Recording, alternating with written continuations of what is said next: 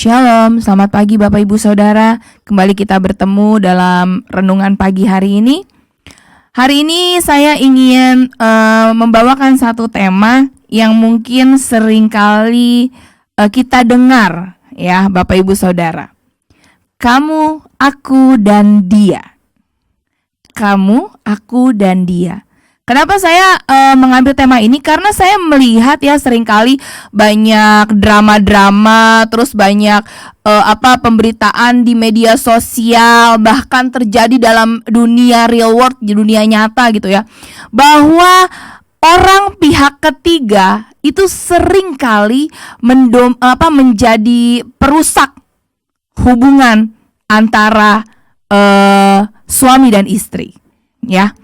Jadi Bapak Ibu Saudara, maraknya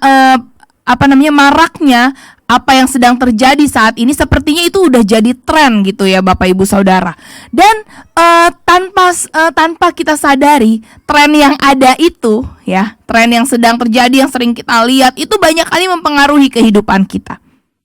Dan ternyata Bapak Ibu Saudara, pihak ketiga ini suka ada di dalam kehidupan rohani kita. Aku, kamu, dan dia. Saya, Tuhan, dan dia. Kita mau baca dalam Keluaran 20 ayat 3-5. Keluaran 20 ayat 3-5 mengatakan seperti ini. Jangan ada padamu Allah lain di hadapanku. Jangan membuat bagimu patung yang menyerupai apapun yang ada di langit di atas, atau yang ada di bumi di bawah, atau yang ada di dalam air di bawah bumi.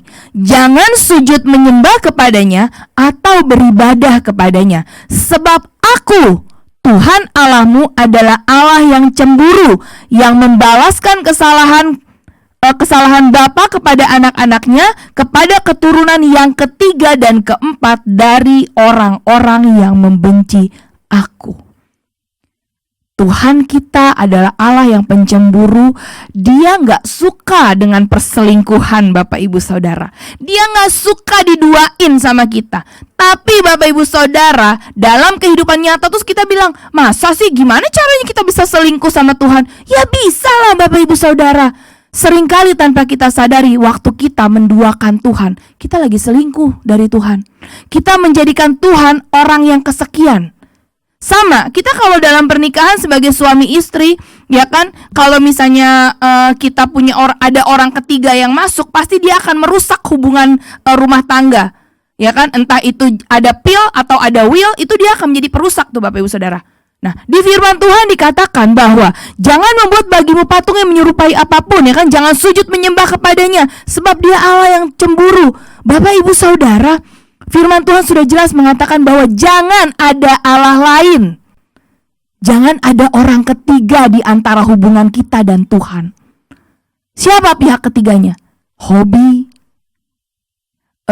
kesenangan kita, anak kita, suami kita, istri kita, atau orang tua kita mungkin. Tanpa kita sadari, semua yang saya sebutkan tadi itu menjadi orang ketiga dalam hubungan kita dan Tuhan. Bapak Ibu Saudara, hari-hari ini Tuhan sudah semakin dekat. Bagaimana kita dengan Tuhan? Apakah ada orang ketiga di dalam kehidupan kita? Apakah ada pihak ketiga di dalam hubungan kita dengan Tuhan? Kita yang bisa jawab sendiri Bapak Ibu Saudara. Kenapa bisa ada perselingkuhan? Kenapa bisa ada pihak ketiga? Karena kita ngerasa gak puas.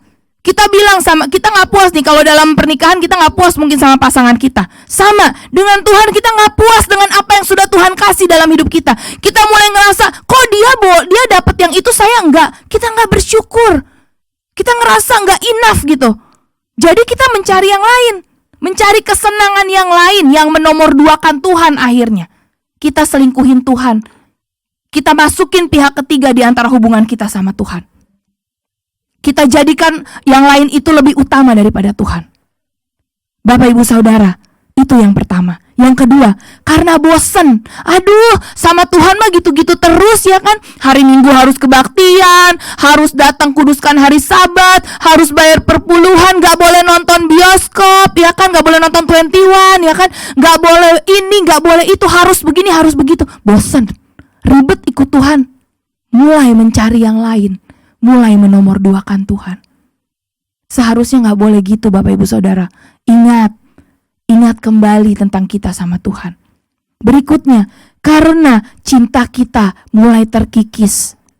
Yang tadi, waktu hubungan kita sama Tuhan, komunikasi kita sama Tuhan tidak lancar, kita jarang ngobrol sama Tuhan, kita jarang intimasi sama Tuhan, kita jarang duduk diam di bawah kaki Tuhan, kita tidak mendengarkan firman Tuhan setiap hari. Renungan doang, gak usah lah gitu. Akhirnya cinta kita sama Tuhan terkikis. Pada saat cinta kita terkikis, pada saat komunikasi kita gak lancar sama Tuhan, maka pihak ketiga ini mulai masuk, merusak hubungan kita sama Tuhan. Seperti yang tadi, kita mulai kalau di sini dibilang jangan ada padamu Allah lain di hadapanku, tapi kita membuat Allah lain. Itu yang jadi pihak ketiga. Cinta kita sama Tuhan mulai berkurang. Kita lebih cinta sama yang ketiga. Bapak Gembala sering ngomong soal hal ini Bapak Ibu Saudara. Apakah kita sudah praktek di dalam kehidupan kita? Bagaimana supaya kita gak selingkuh? Supaya gak ada pihak ketiga, gimana caranya? Belajar untuk kita percaya sama Tuhan, bersyukur dengan apa yang ada sama kita, dengan apa yang Tuhan berikan di dalam hidup kita. Bersyukur Bapak Ibu Saudara.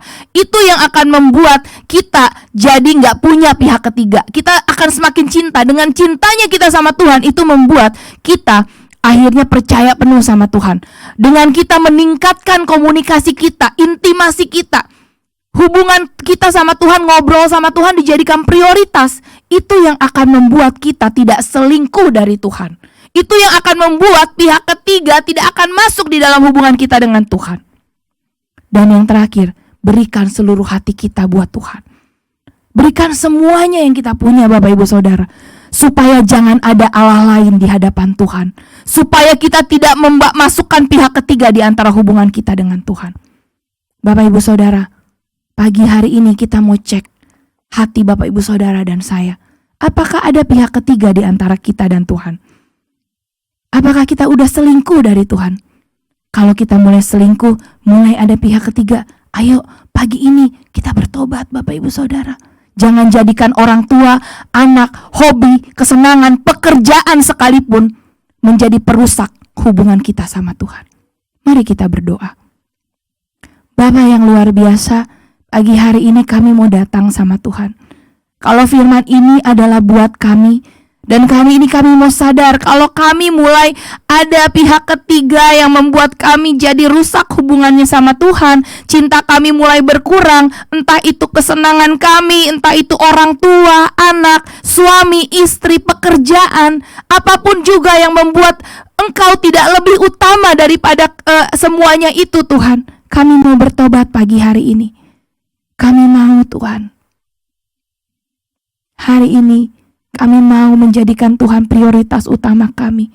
Kami gak mau ada pihak ketiga di antara aku dengan Engkau Tuhan, di antara kami dengan Engkau. Di dalam nama Yesus Tuhan, jamah setiap hati yang sedang menyaksikan pada pagi hari ini, sehingga kami kembali mengingat cinta kami yang semula sama Tuhan. Terima kasih Tuhan, hamba selesai berbicara, biar firman-Mu terus bicara dalam hati kami.